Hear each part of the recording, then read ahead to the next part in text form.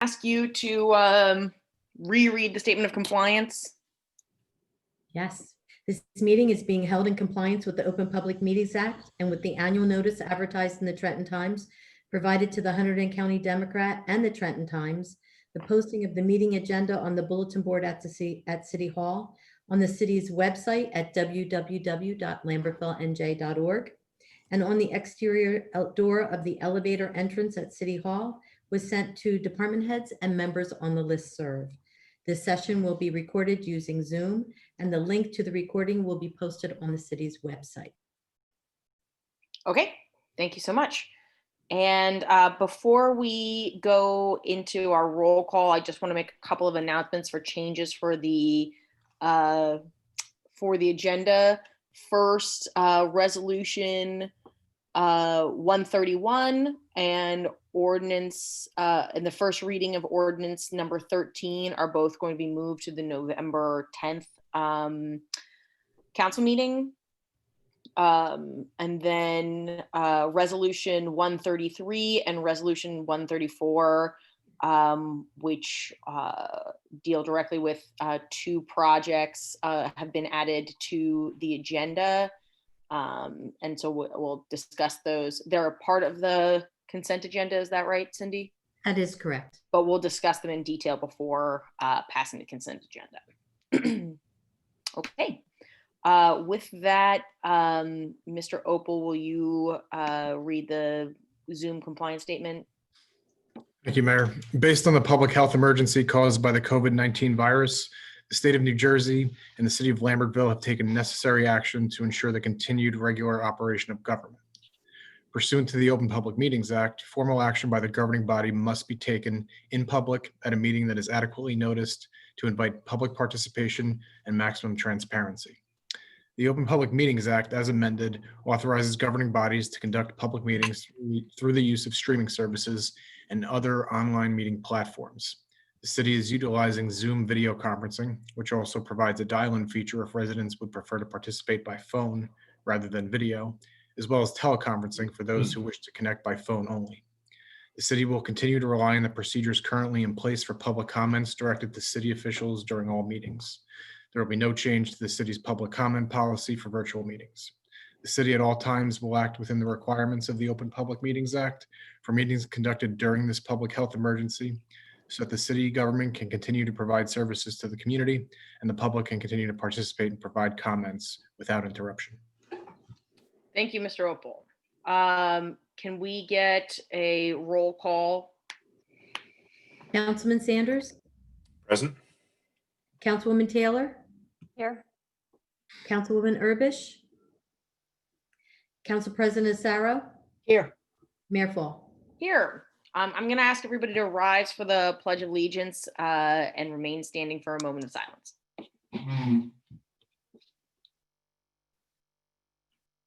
I pledge allegiance to the flag of the United States of America and to the republic for which it stands, one nation, under God, indivisible, with liberty and justice for all. I'd ask for everyone to take a moment of silence to consider all of our members in the armed forces at home and abroad, and also for all those who are on the front lines of the COVID-19 pandemic. Thank you.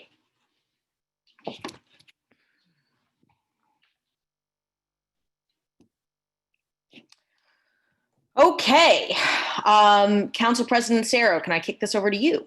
Yeah, sure, certainly. So for the meeting minutes, I'd like to go ahead and ask for a motion to approve the following sets of minutes. September 24th, voting and closed, and October 6th, work session. Can I get a motion for those, or corrections or comments? So moved. Thank you. Second. Thank you. Cindy, if you could do a roll call, please. Councilman Sanders, Yes. Councilwoman Taylor, Yes. Council President Asaro, Yes. Mayor Fall. Yes. All right, so on to the bills list. I'd like to ask for a motion to approve the bills list to be paid when the funds become available. Any questions or comments on the bills list? If not, could I get a motion to approve them? So moved. Thank you. Second. Thank you, Councilwoman Taylor. Cindy, if you could please do a roll call. Councilman Sanders, Yes. Councilwoman Taylor, Yes. Council President Sarah, Yes. Mayor Fall. Yes. All right. Mayor, do you want me to go into the proclamation? Please. All right. So Anthony Memolo is a sergeant in our police department for 18 years now. And back in June, he responded to a residence on Lincoln Avenue where someone was slumped over in a chair and not breathing. And he performed CPR and used the AED and did that until the ambulance squad and the paramedics arrived on the scene, and he essentially saved the person's life. And so we would like to honor Sergeant Memolo today and congratulate him for a job well done. And we also know that Lieutenant Brown provided him with a life-saving award recently.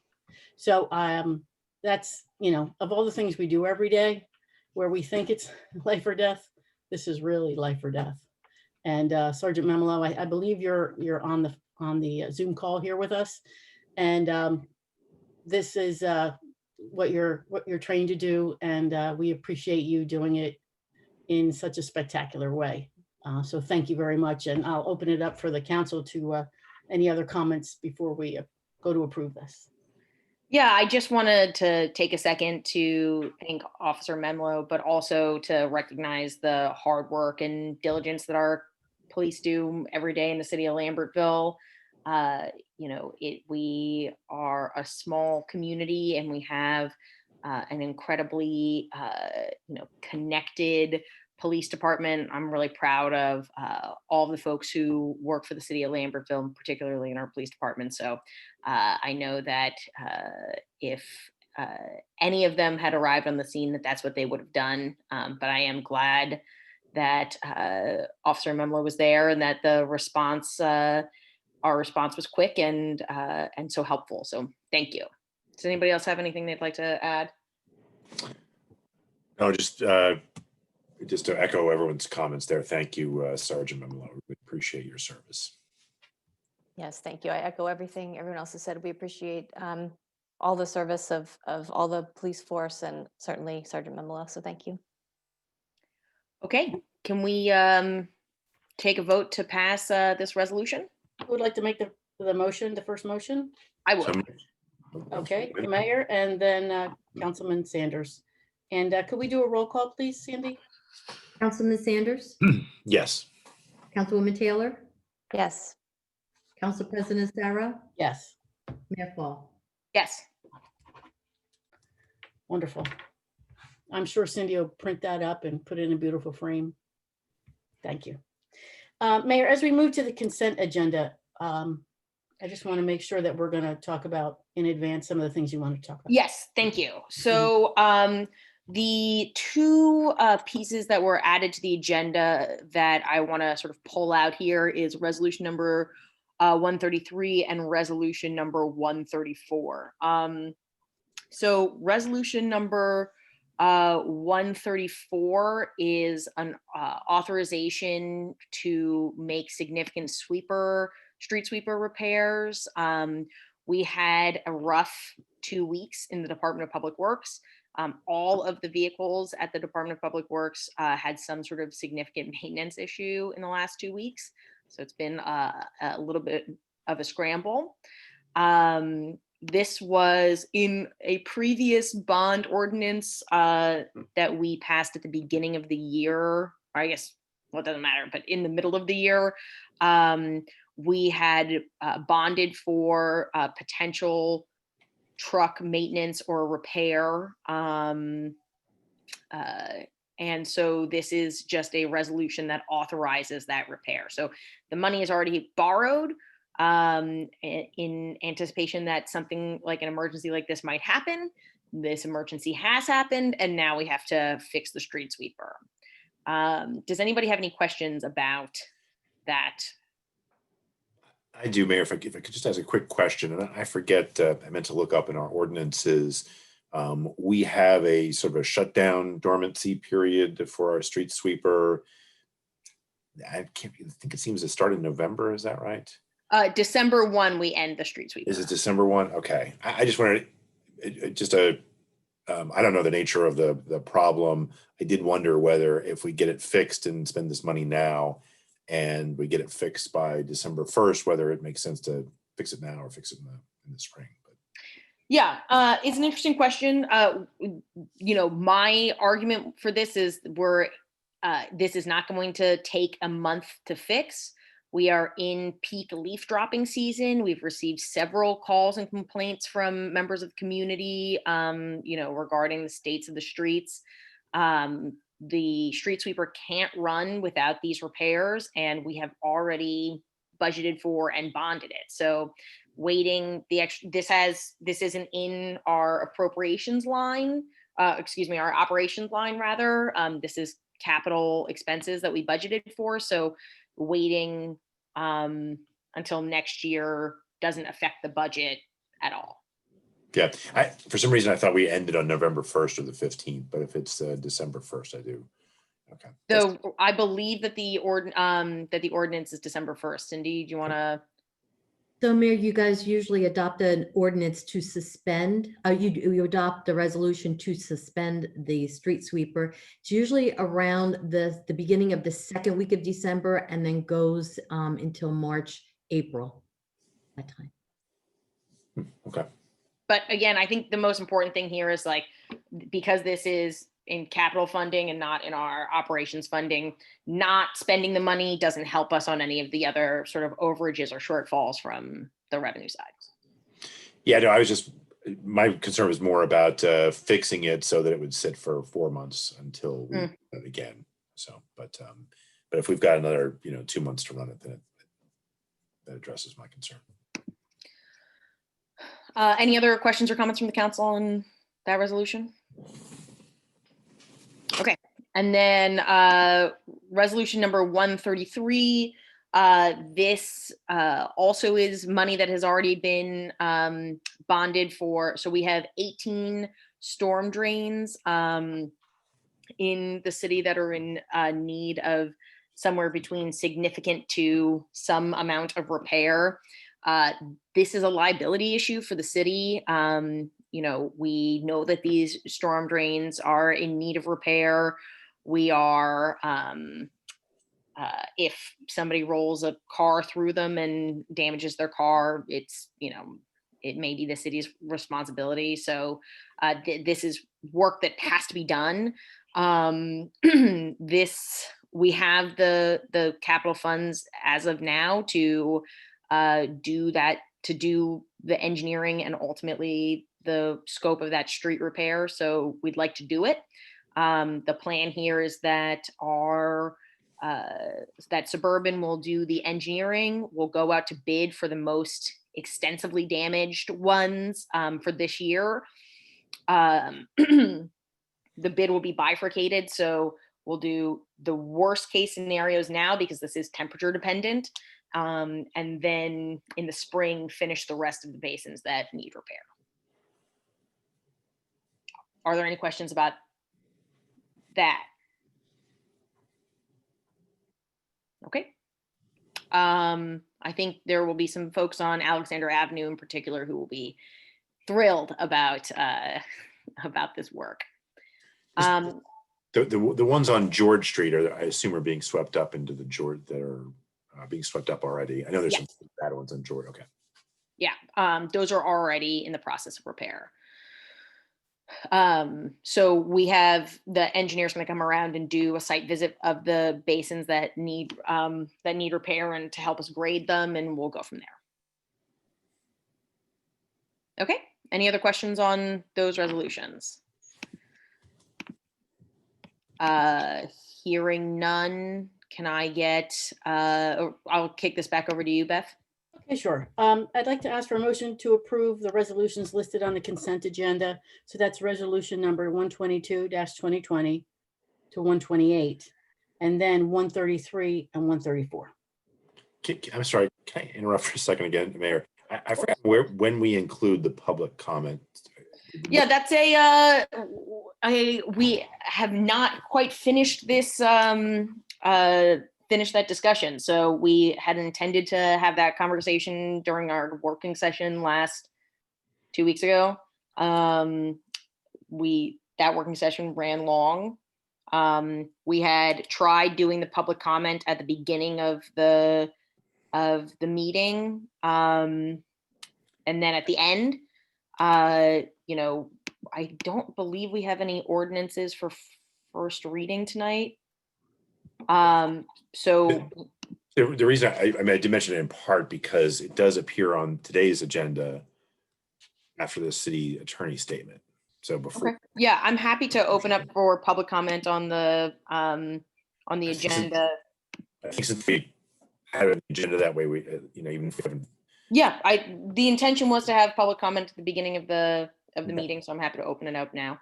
Thank you for No problem. for the flag. Okay, so with that, we'll hold on voting on the consent agenda. And we'll open up for public comment about any of the agenda items. I'd ask that if you have public comment that's not related to the agenda, that we hold them to the end of the, well, you know what, actually, we'll just open up for public comment. And, this is an ongoing experiment on how these Zoom meetings work, so bear with us. So if there's any public comment, now's the time.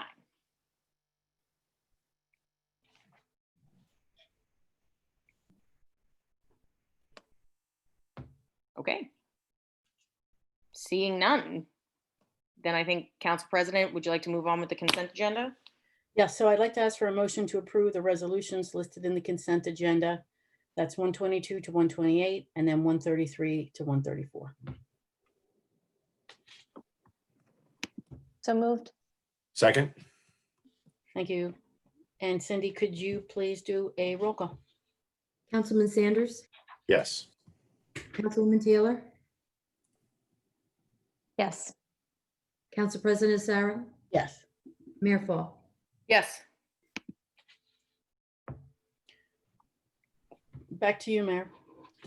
Okay, so the resolution 129, I want to give some context to this before we move forward. This year, I think there was a couple of converging factors. First, COVID and the quarantine happened, and I think everybody, myself included, got a little spring fever bug. And so that mixed with a very rainy 2 weeks during when we had planned Sparkle Week, sort of merged into us having the heaviest load in recent memory for Sparkle Week. We, in conversations with both the Public Works Department and a couple of members of council, we wanted to define some of the rules around Sparkle Week, which created, I think some of the issues with the bulk pickup. The recommendation was to put a resolution together to redefine the stuff that you cannot just leave out in Sparkle Week, and instead you have to purchase a bulk trash permit in order to get the Public Works Department to pick it up and dispose of it. So that includes covered chairs, couches and sofas, which also includes futons, love seats, mattresses and box springs, electronics of any kind, and tires. We had a huge number of beds that were put out in Sparkle Week, and that created a lot of extra weight. We're just asking that residents pay for the bulk permit, and which covers the cost of the city's disposal and the labor. It's not expensive. I think it's $25. And we have those fees listed on the website. So are there any questions or comments from the council on this? My only question was just if we could refresh our memory about how much they are. So Cindy, I guess they're in the neighborhood of $25 or so. The bulk trash permits depend on the item. But I believe that my recollection is that the mattress was $25. Is that? It's based on size. So a chair would be $10. A couch is $25. A single mattress or box spring is $10. A full or a double is $15. And again, that's for mattress or box springs. A queen is $20 and a king is $25. We do not take microwaves. We do not pick up electronics, and we do not recycle tires. You can do tires at any one of the dealerships in the area. And And we've got some electronics. announcements about, we're going to be providing an electronic recycling day, which we will announce at the end of the meeting. And Hunterdon County has one too, and is very well run. Yeah, Up at we the, are, on we're Route 12. partnering with the county to provide that service for this year, hopefully to help aid with some of the folks who had their spring cleaning sort of on steroids. So is there any other questions from the council regarding this resolution? The one thing that I think that people should pay for these large items that I guess the one thing that I'd love to see an ability for some of these things to be recycled before they end up in the landfill.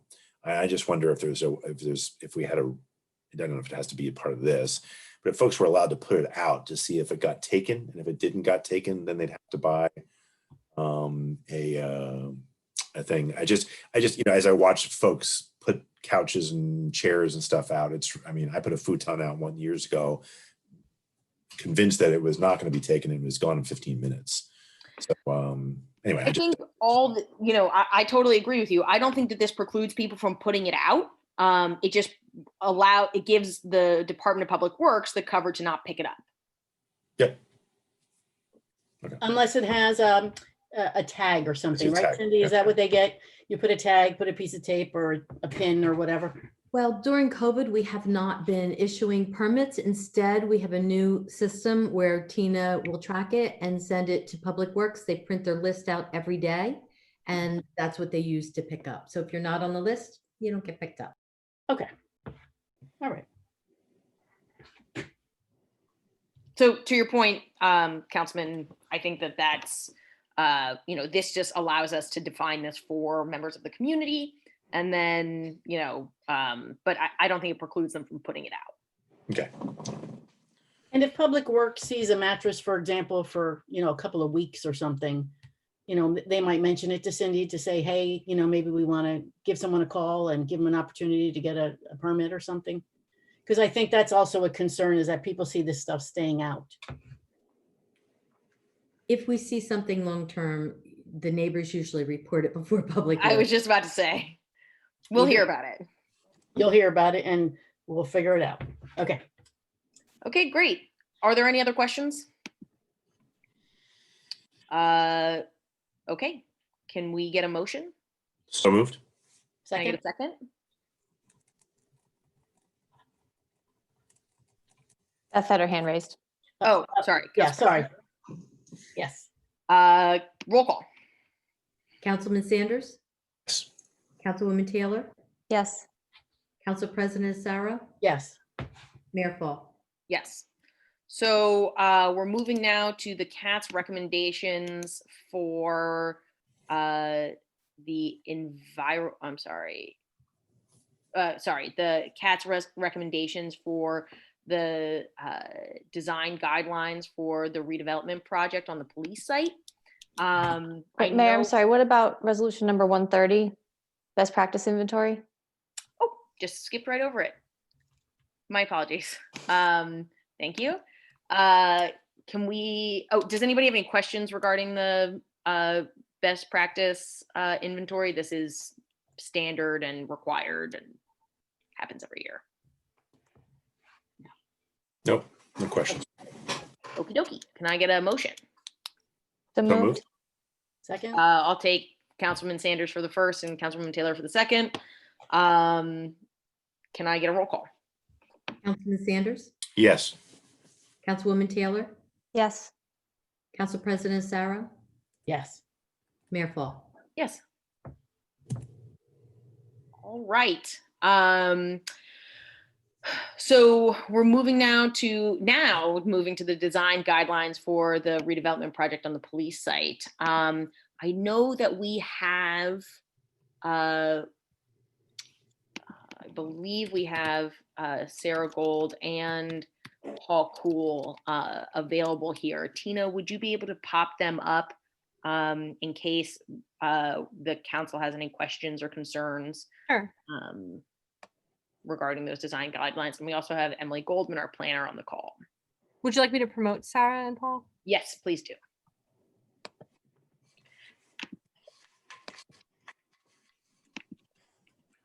Okay, so I'll open this up for discussion with the council first. Were there any questions, comments, concerns with the design guidelines? Yes, Councilwoman Taylor. I have a couple specific, well, I guess they're not that small, but just a couple specific recommendations. We right now are requiring a green roof, which is very expensive. I would much rather see that be a suggested allowable design feature as opposed to a required one. Yeah, I would say, the addition of a green, all of these additions can't be cost generative. And so if you feel, and I'm going to ask Emily to pop on at this point. My understanding was that any of the suggestions made that were cost generative were sort of can and not shoulds. Is that the case, Emily? In terms of the green roof, the CAT felt very strongly about requiring that. So that one, based on CAT's recommendation, was a must, like a shall be required. I do agree with Councilwoman Taylor to a point that it is cost generative, but there's a certain level of stormwater management that the developer will have to do to comply with the new stormwater management rules. So, it may be something that they do as a means to do that, even if it's not an absolute requirement. But just as from the CAT, that was something that I know they felt very strongly about. Would Councilwoman Taylor, would you be amenable to a change that read to something to the effect of a green roof or similar stormwater management tactics? No, I don't think I would. I think this just needs to be a suggested design feature. We know that the developer is going to have to deal with stormwater management. That's just a basic fact of development. My concern overall is that this is a small project on a constrained site with a lot of very specific requirements in this redevelopment plan. Green roofs are expensive, period. Now, perhaps somebody on the CAT thought green roof meant put a lot of plants up there and planters or something. That's a different story. But an actual green roof is expensive to install, changes the engineering for the building, and I just don't think it's appropriate to require it for the scale of a building. I think I would agree with you. I mean, ultimately, all of the goal for the design vetting for this project specifically is not to create any particular hazards or requirements that would make this building unbuildable. And so, it's the job of the council to, vet out all of these requests and to, finalize our decision on what gets in and what doesn't. So, I think if both you and Emily feel that this is that this would be a significant hindrance to, the ultimate developability of the project, then I would agree with you and support changing this to a should instead of shall, or can or not must. Yes, Mr. Cool.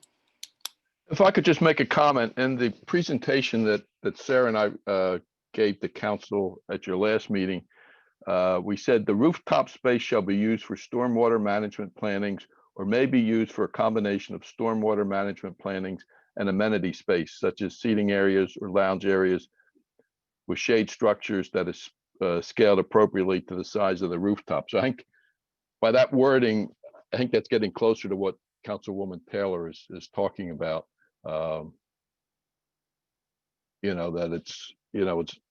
it's more a should than a shall. Councilwoman Taylor, do you feel like the wording is not strong enough, and do you have recommendations for the edits? I mean, I like the idea that that we would allow a green roof but not require it. Okay.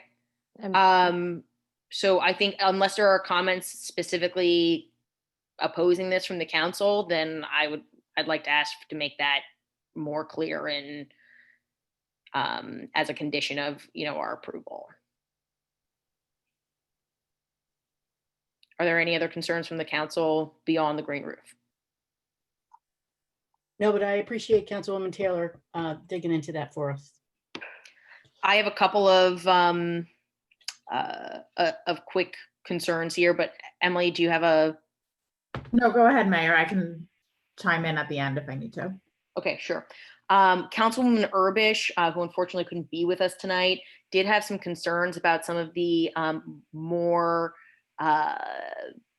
persnickety restrictions around both the grill setting and the sort of patio furniture area. Functionally, her argument, which I found very compelling, was that making restrictions like where the grill can be placed, where the grill can be placed, or where gathering space can be, is an unfair restriction to make on this particular property that we wouldn't make on other potential properties.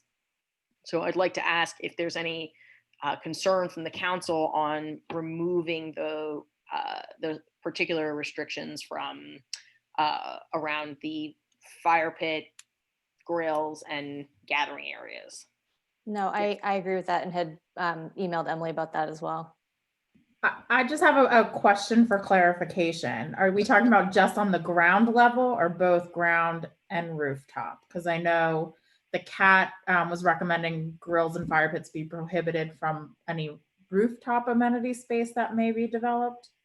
So I don't know if you want to clarify what the difference. I think it's a restriction. It's over restrictive that, that would not necessarily be a condition on another project that would come before the planning board or come before any other board. I think it's unreasonably restrictive. Right. And I also just do want to add that I did reach out to Fire Chief Barlow today to see if he had any problems with allowing provisions for a gas fueled fire pit on the ground level terrace area. And he was okay with that so long as they meet uniform fire code. Okay. Paul or Sarah, do you have any concerns with us? Do you have any comments before the board makes a decision on that particular item? I think the only thing why we didn't want, or the CAT was not recommending grills on the roof, was again more worried about birds or whatever, people up there trying to cook a steak or a piece of chicken, and suddenly a vulture swoops in and takes it. That was, I'm not trying to be facetious, but that was the concern there. I understand the concern. I think we can assume that folks will use those amenities if they're supplied those amenities, that they use them at their own risk. Okay. Okay, so just to clarify for my point, the council is moving in the direction to allow grills and fire pits on either rooftop or ground terrace, or just grills in either and fire pits only on the ground? My recommendation would be to remove the stipulations about grills and fire pits from the redevelopment plan. Just not mention either use. Correct. Okay. Is there any concern or comment about that from the council? I think that's the easiest way to do it. Just remove it entirely. I appreciated the councilwoman's comments at the last meeting. Okay. Any other comments, concerns, what have you from the council? Just ask a process question if I could. So this will end up in the redevelopment plan.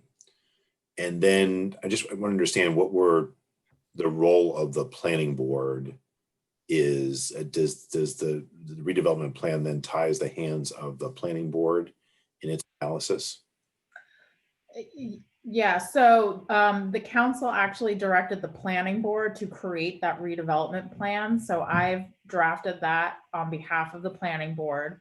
On the November 4th planning board meeting, I'm presenting the plan to them that will incorporate the recommendations that council approves, the CAT's recommendations that council approves tonight with the amendments discussed. And then the planning board will adopt a resolution, then recommending that plan with that zoning that would be created based on these recommendations to council. Thank you.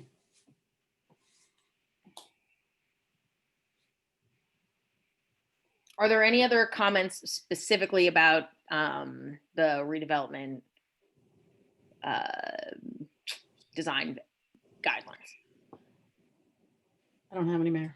Okay, I want to take this moment to thank Sarah and Paul for their outstanding work that they did on organizing the CAT, and also to all of them. I know we've got several members of the CAT on here for all the work that they did in, the hundreds of hours of outreach in order for us to get to this next phase of the project. So thank you very much. I really appreciate it. I'm going to ask you guys to stay on for this next resolution, and then we'll relieve you from being visible on this meeting.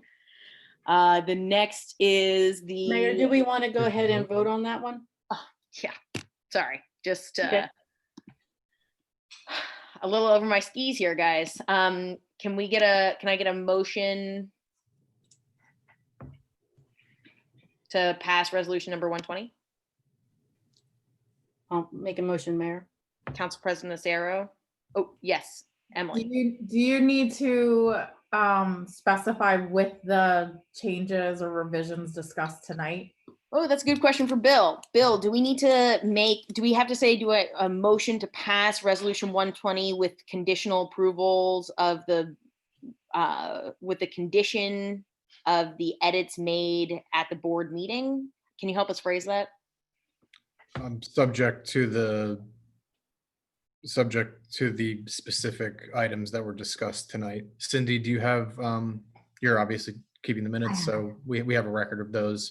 We don't have to enumerate them. We've discussed them. They're going to be in the minutes, so we can just make this resolution adopted subject to the edits described by the council tonight. Okay, so the motion would be to pass resolution 120 subject to the changes discussed with the council tonight. Correct. Can I get that motion? I'll make it again. Council President Acero for the first, Second. Councilwoman Taylor for the second. Can we get a roll call? Councilman Sanders, Yes. Councilwoman Taylor, Yes. Council President Asaro, Yes. Mayor Fall. Yes. Okay, let's try this one more time. Resolution 121 is a resolution to adopt the recommendations of the from the Community Advisory Team for the Environmental Assessment Phase 1 at the police site. We discussed this in the working session. Does anybody from the council have any comments, having had 2 weeks to mull this over?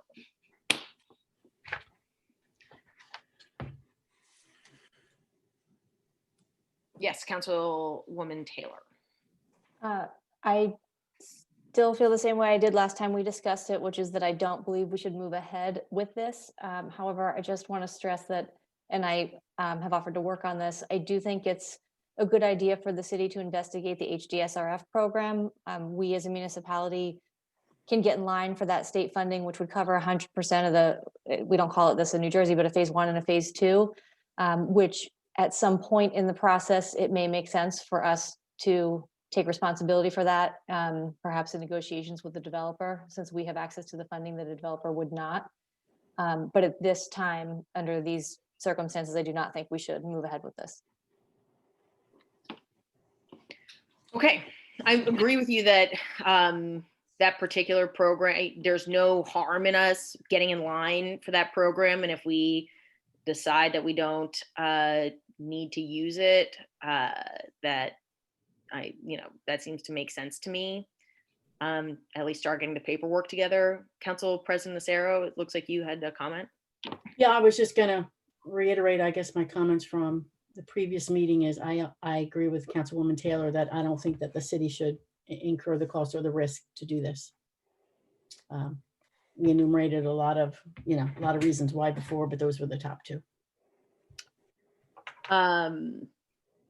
So I'll say here that, I think where I stand now, like I understand that our legal counsel had advised against us doing the phase 1, that, this is a cost that normally gets assumed by the developer, and that this is potentially an unnecessary cost for us to expend.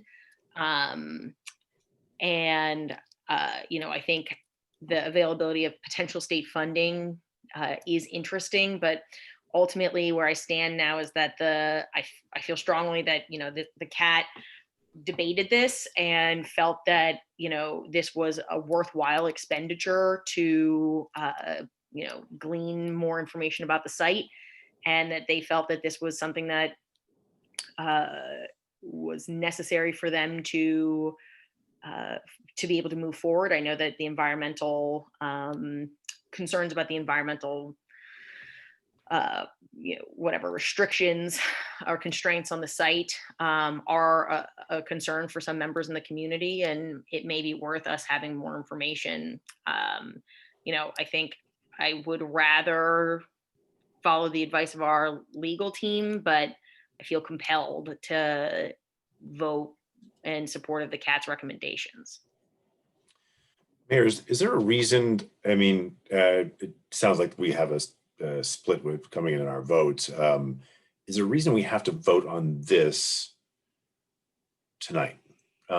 If there's an opportunity for state funding and we could put ourselves in line for that, that may and get further down the road here. I just wonder why, if there is some sort of time constraint that we have to vote on this. Yeah, so I would say there's not a sort of a third party time constraint here, but my concern is that this sort of hanging Chad has really delayed the ability for us to move forward in the conversation about this site. That this has sort of been that, the fact that we don't have a phase 1, that we don't have all of the information about the site has been, used as has created a lot of concern within the community, and that that's something that's been aired directly to members of the CAT. The CAT made the recommendation that we should move forward on a phase 1 study. And so, I think that if we decide to just table this, that it is only going to beat the drums louder and make it more difficult for us to move into the next phase of this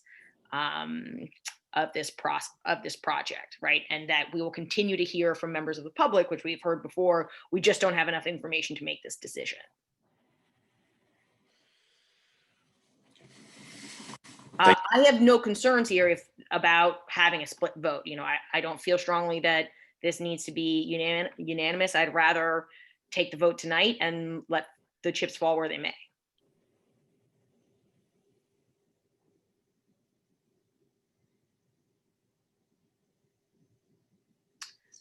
Sarah and Paul, do you have anything that you'd like to add to the conversation before we call the question? I don't think so. I mean, from my perspective, the CAT made its recommendations to council and outlined the discussion that we had in the last meeting. So, we're comfortable again with those recommendations that were made. I agree with Sarah just said. Okay. So I'm gonna call the question. Can I get a motion to pass resolution number 121?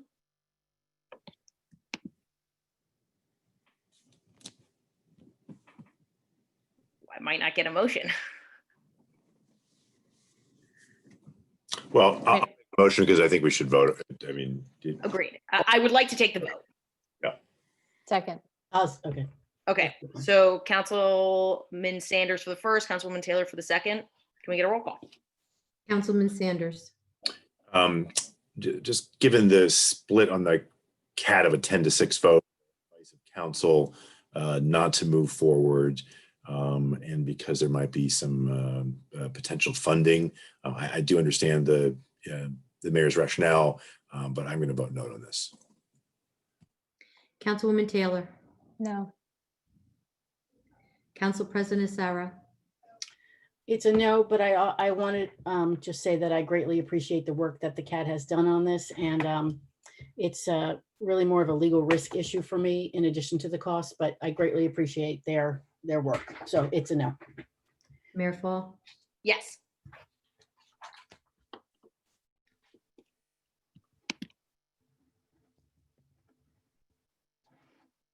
Okay. Let's move on. Thank you again, Paul and Sarah. We appreciate your guys' work, and I know the CAT's been diligently, we've got miles to go before we sleep, but this was really greatly appreciated. So we'll continue moving on. On behalf of the CAT members, I thank you for your compliments. Thank you. All right, thanks, guys. Thank you. Okay, we are on to resolution one. No, I'm sorry, we pulled that from the agenda. We're on to 132, Mayor. 132. 132. Thank you. Resolution 132, which is a edit to the not to exceed amounts for 2 of our professional services. We don't expect, we've encumbered these funds based on these not to exceed agreements. We'd like to free that money up to be, transferred as needed. It's $10,000 for the city architect, which we don't expect to use before the end of the year, and $1,500 for engineer for special projects. Does anybody have any questions? This is functionally just a pro forma act to free up some of the money that we don't expect to use.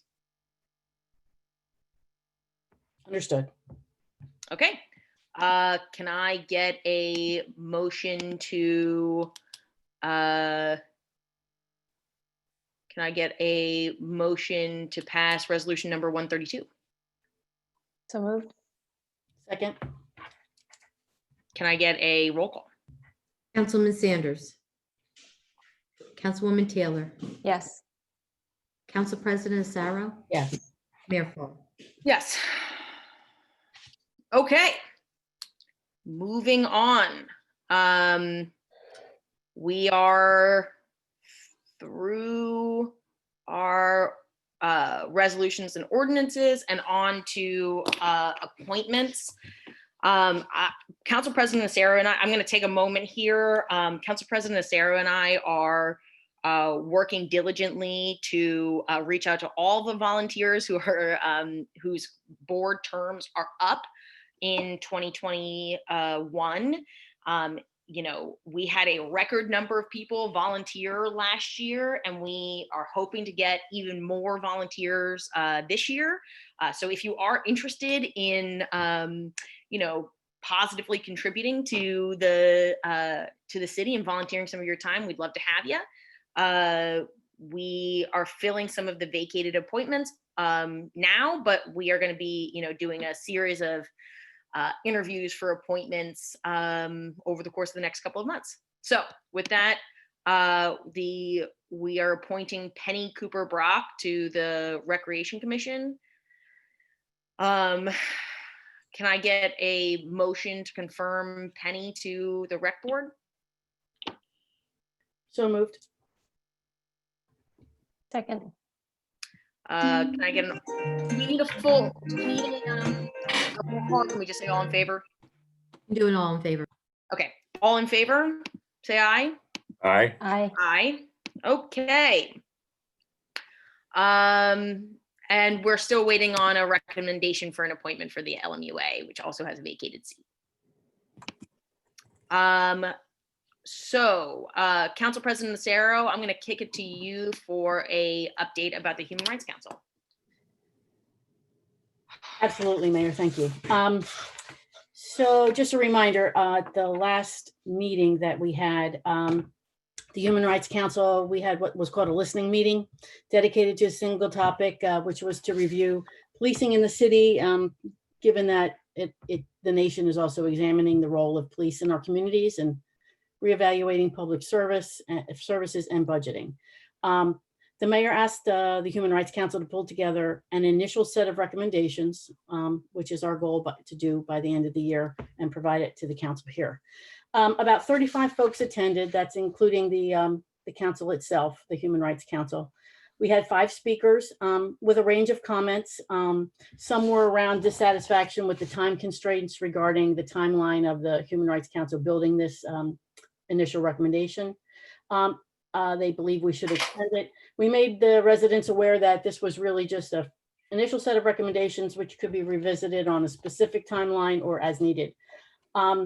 They also asked for us to expand representation into groups within the city that they didn't feel were directly represented, one of which was Fisherman's Mark.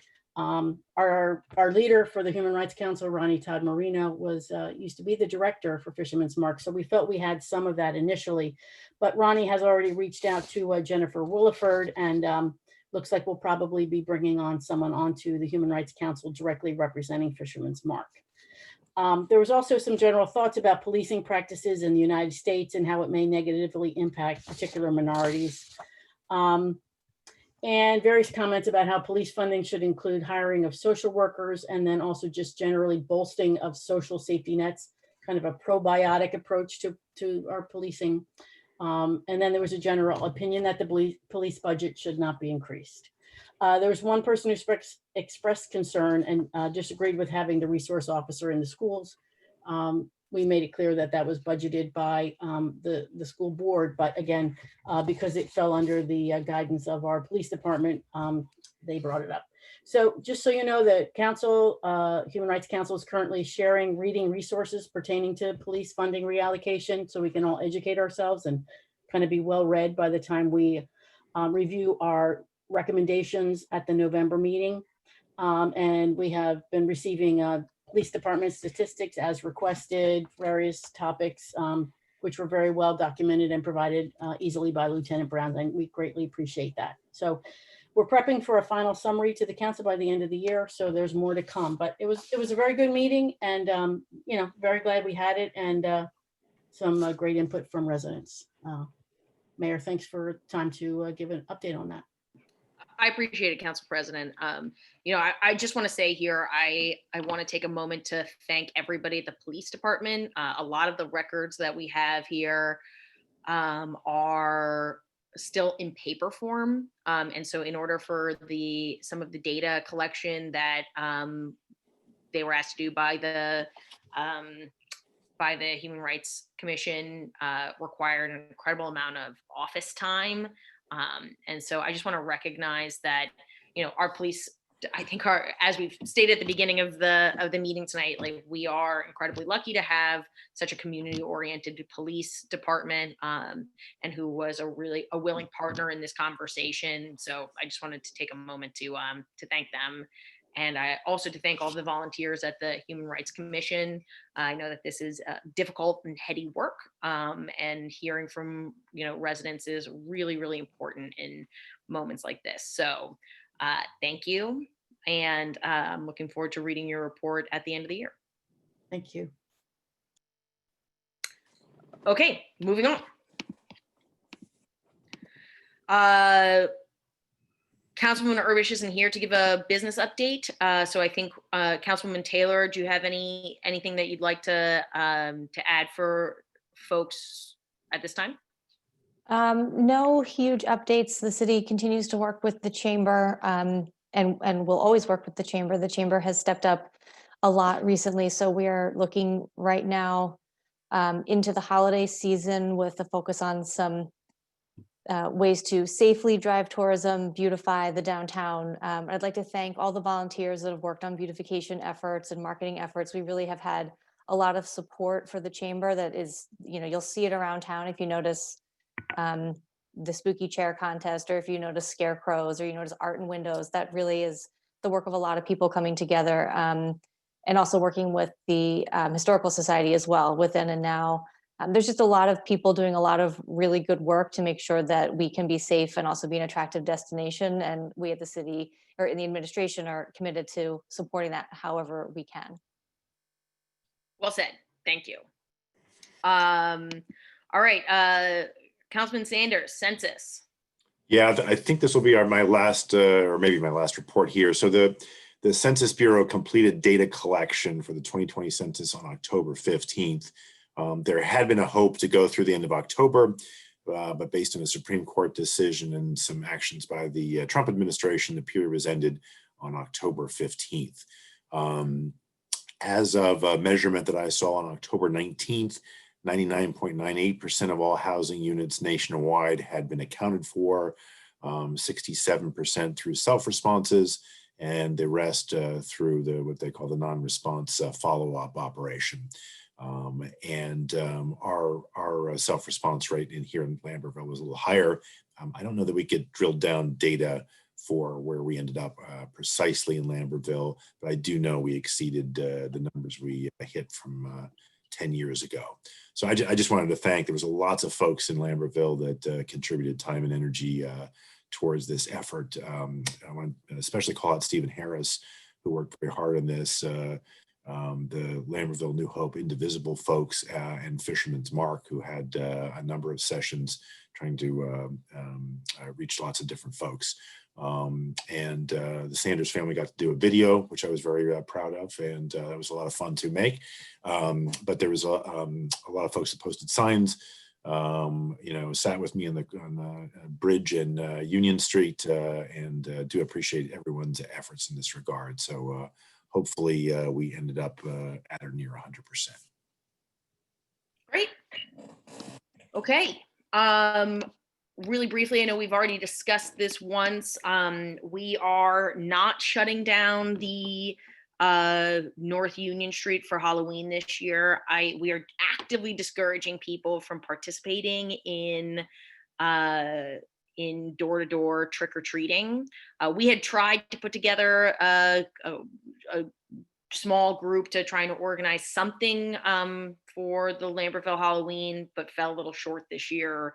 That was both COVID safe and, able to be accomplished in such a short time period. I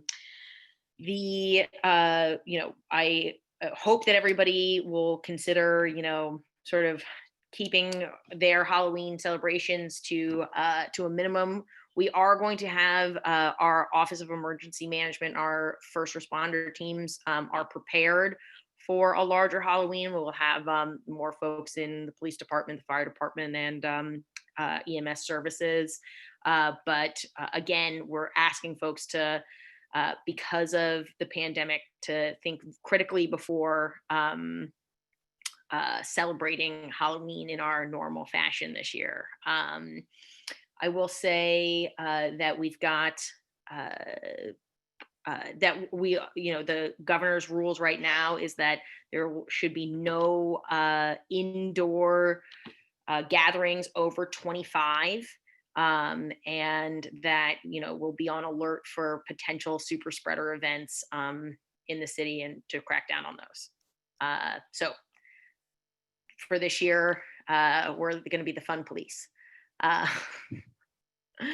I also want to make an announcement that thanks to the hard work and diligence of Cindy Egie, who has been doing an incredible job of, not her usual 8 or 9 jobs, but 10 or 11 jobs at this point. We are going to be able to do an electronic recycling on November 21st. And I want to also thank the Legion for giving us their space to do this. They have the best sort of ingress egress system. So we are going to be from 9 a.m. to 11 on November 21st. That's the Saturday before Thanksgiving. The city of Lambertville will be taking electronic recycling as a service to residents. We'll be putting out a list of what we will and will not accept as a part of that electronic recycling, but we're really excited about it, and we're glad to be able to provide this service. Also this weekend, Saturday morning, the Rolling Harvest Food drive will be happening again in Lambertville. This is a free farmers market for members of our community that are in need. We've let Fisherman's Mark and Delaware Valley Food Pantry ask them to sort of pass this along to their clients as well. But if you know anybody in need or you're interested in volunteering, they're going to be setting up at 9 a.m. at the Legion. And I believe the actual farm market starts from 12 to 1:30. So looking forward to that. We've posted new convenience hours for leaf and brush. We've increased the total number of leaf and brush drop-off days because it's fall and now the street sweeper isn't working. So if you want to clean up leaves directly in front of your house, you'll have a place to put them. But as a brief reminder to folks before we open up public comment, that Lambertville Goes Wild recommends that you actually leave your leaves because they create, easier habitats for birds and other, it's better for the general environment. And you can read their poster, which we posted on the Lambertville city page after I was informed of that in our last meeting. So with that, let's open up for public comment. Mayor, as we're opening up, can I just mention one thing? The Veterans Day program, it wasn't on our calendar, but we probably should mention that, right? Yeah, November 11th, I believe, the Yep. Legion is going to be hosting a Veterans Day event. And Councilman Sanders, I appreciate the note here. We should include that on our city calendar and on our on our Facebook. Cindy, would you mind making sure that gets posted? Will do. Thank you. 11, right? 11 o'clock on the 11th. I was like, wait, it's not 2011 yeah. anymore. Okay, I'm not seeing any public comment. We're going to wait another minute in case anybody wants to raise their hands. Hearing none. Okay. Well, guys, thank you so much for a tough but good meeting. Can I get a motion to adjourn? So moved. Second. All in favor? Aye. Aye. Aye. Thanks, night. guys. Thank you. Good Have a night. great night.